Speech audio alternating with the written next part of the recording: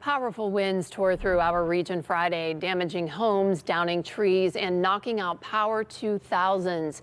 And tonight, many people are still in the dark. Duquesne Light says that over 24,000 customers remain without power. First Energy reports over 12,000 customers are still waiting for their power to be restored in our region.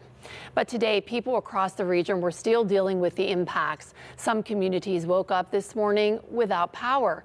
KDKA's Jessica Riley visited the hardest hit neighborhoods. Yeah, as of this morning, still many communities are without power, and that's been since Friday afternoon. Now, 2 days later, businesses and homeowners are trying to clean up the mess from the high winds and also maintain their houses. Trees down, power lines dangling, and for many, the light's still out. This is the second go around, and it's just awful. It is a mess. In Avalon, crews worked to remove a tree that crashed into the road, completely blocking people in, while a power line draped across their yards and their cars. These photos were sent in by a viewer who's completely stuck in their neighborhood by that tree.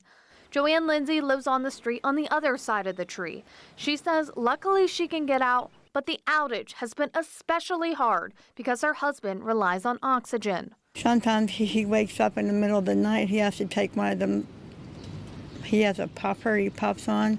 He has to use that because he can't having trouble breathing. She says crews have been back and forth, but no work until today has been done. She's just waiting for the power to come back, and the clock is ticking. And we can't cook because everything's electric. The meat's getting unfrozen in the freezer. Just down the road in Emsworth, homes are also dark, just waiting for the switch to turn on. Well, we have the battery packs that we've been charging up our batteries and our phones and our necessity things.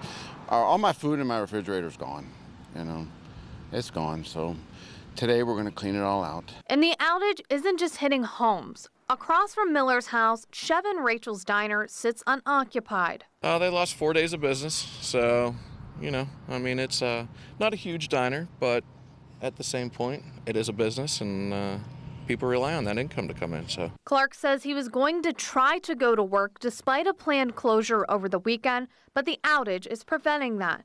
Brandon Wisniewski is the son of the owners of Chev and Rachel's. He says he just returned from school to find out the power's out. I hope my battery pack I have that I killed from being in the airport today gets me through the next few hours. But if not, I'll probably be at a local Starbucks doing some homework for my next semester. Duquesne Light says it could still take another day or so for full restoration. And even with more wind in the forecast today and tomorrow, that could slow down those efforts. Jessica Riley, KDKA-TV News.